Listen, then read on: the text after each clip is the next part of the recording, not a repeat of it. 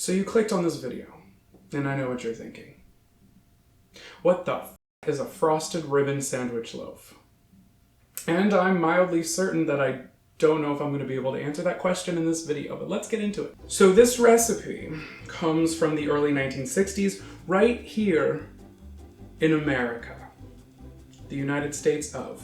So here is an image of what it's supposed to look like. And I can virtually guarantee the one I'm about to whip up is gonna look a lot more f***ed up than this. Okay. So this loaf is categorized as a lunch recipe, and online it says, "This frosted ribbon sandwich loaf is strictly for company and simply delicious. You slice through the luscious cream cheese frosting to reveal pretty layers of ham and egg filling. The tomato rose is fitting trim." Okay, well, whatever paint thinners they were huffing back then, I would like to try. So basically, we are making a 3-layered sandwich / cake situation. There's 1 layer of ham-based filling, then 1 layer of egg-based filling. So many other countries have ancient delicacies, and we have this. I guess we should get into it. So we're gonna start with the ham layer. Now I'm a vegetarian, well, pescatarian. I'm not gonna use ham. I'm going to use a substitution. 1 cup of ground cooked ham, but I'm going to be using these Morningstar Farms Veggie Meal Starters chicken strips. It's not real chicken. I'm just going to microwave it. Also, can we talk about how I have had this microwave for 2 years now? I still don't know how to use it, so I just add 30 seconds, add 30 seconds, add 30 seconds until I get to my desired time. Anybody else? No? Okay. And they are done. Ow, that's freaking hot. So while that was in the microwave, the recipe also calls for 1/3 cup of finely chopped celery. I did not finely chop it. I chopped it. I never went to culinary school, but the school I went to had a cafeteria. What am I doing? It says 1 cup of ground cooked ham. I'm just gonna mash it up with a fork. First I tried mashing it with a fork. That wasn't working, so I tried cutting it with a knife. That wasn't working. And now I'm saying f it. I'm going in with the big guns. Please don't let me procreate.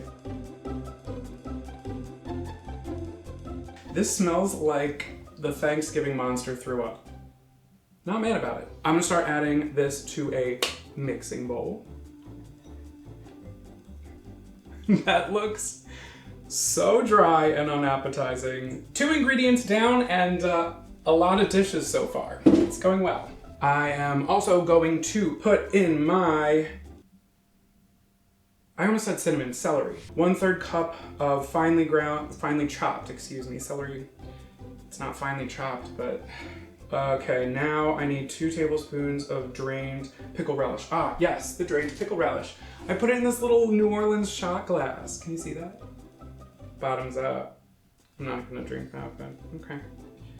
A 1/2 teaspoon of horseradish. So, I think this is horseradish spread. This is Boar's Head pub style horseradish sauce. A 1/2 teaspoon, ooh, okay. Look at that. All right, what is next? 1/4 cup of mayo, okay. Nice and appetizing for you. Just gonna plop it right, right in there. And that's it for the ham. That's it for the ham. That sounded like an incomplete sentence, I don't know. So I'm just going to mix this. This is so dry. Okay, I mixed it a little. It's not as dry as I anticipated. It actually smells pretty good. All right, so now that our ham filling is done, I'm gonna move on to the eggs. Okay, first this calls for 4 hard-boiled eggs chopped. Okay, and to chop it, I'm going to use my handy dandy little heart. Look at that. Oh yeah. Okay, so there we go. 4 eggs. Okay. Now I'm not a picky eater, but I refuse to eat these. The next ingredient is 1/3 cup of chopped stuffed green olives. I have them because my brother likes them. I am not gonna put them in here because I feel like even if there's one olive that's in like a plate of nachos, I can taste it, even if you pick it out, even if I'm eating around it, and it just ruins everything. Like me at Christmas, okay? So I'm gonna leave that out. You can put it in, I'm gonna leave it out. 2 tablespoons of finely chopped green onion. Again, with this finely chopped shit, I chopped them, okay? What else do you want from me? That's enough, right? There it is. 2 teaspoons of prepared mustard. Not gonna lie, I had to Google what prepared mustard was. Turns out, it's just mustard. Should I measure this? I'm just gonna go in. I'm gonna go for it. Yep.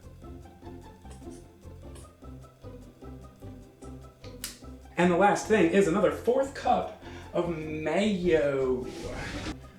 Wing-a-ding-ding. I'm on a roll, might as well, right? Just a little bit more. There it is. Okay. So this is what it looks like. Doesn't smell bad. Doesn't smell good. So now I'm just going to mix this. This is everything, right? Yes, this is everything.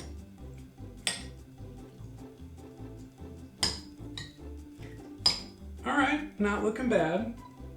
It really just looks like a complicated egg salad.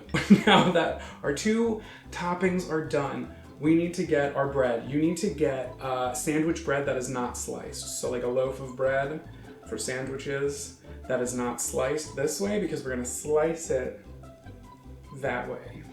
Perpendicular. Horizontal. Hypotenuse. See, I know math. So here is my unsliced loaf of bread. I'm just gonna put that aside. So the last thing we need to do before we slice and dice this thing up is make the frosting, which is 2 ingredients, super simple. I already measured out 12 ounces of Philadelphia cream cheese. And then to that cream cheese, you add 1/3 cup of milk. It says mix it together. I'm gonna use this hand mixer. All right, so I mixed together the ingredients for the frosting, literally just the milk and the cream cheese. There was not enough cream cheese, so I added more, and what was supposed to be 12 ounces then actually was 16 ounces, and it still wasn't enough, so I had to add even more. And it honestly still looks kind of runny to me, so I stuck it in the fridge, and we're gonna hope for the best. So after I cut my loaf into 3 different pieces, on the bottom piece, I just added my little ham mixture, and then I put the slice back on top, and then I added my egg mixture, put the slice on top. So I start frosting it, and it did not get a better consistency, so it was just kind of ooey gooey, dripping all over the place. Ooh. I also had cut fresh parsley. I chopped that up. Once the loaf was frosted, I put some on the top. I had a little trouble getting it on the side, but then I just kind of started throwing it at the loaf, just really chucking it at it, and it seemed to work. Now, the tomato rose. It was harder than anticipated. I started cutting in these little zigzag lines to make it look like the picture. Did not go all the way through. I think the tomato that I got was a little too big, but it is what it is. And now, the moment you've all been waiting for. My frosted ribbon sandwich loaf.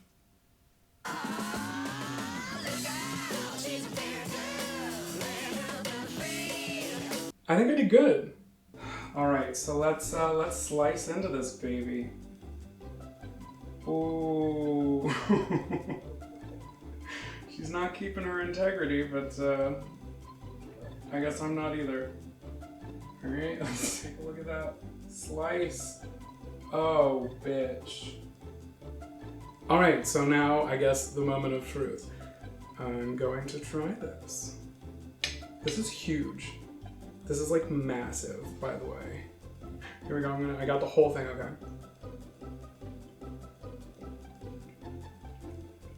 Well, I can definitely say it's nothing like I've ever tasted before. It's not bad.